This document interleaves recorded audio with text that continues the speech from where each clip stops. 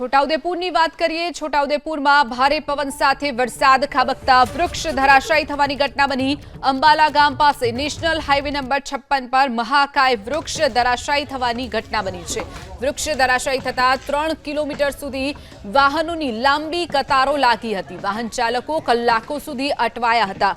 Main હાઈવેનો જે રસ્તો છે ત્યાં જ મહાકાય વૃક્ષ ધરાશાયી થતા 3 કિલોમીટર લાંબો ટ્રાફિક જામ અહીંયા સર્જાયો હતો। નેશનલ હાઈવે 56 ઉપર આ ઘટના બની છે। છોટાઉદેપુરમાં ભારે પવન સાથે વરસાદ વરસ્યો, જેના કારણે અંબાલા ગામ પાસે જે આ હાઈવે આવેલો છે ત્યાં જ મહાકાય વૃક્ષ ધરાશાયી થવાના કારણે વાહન ચાલકો અટવાયા હતા।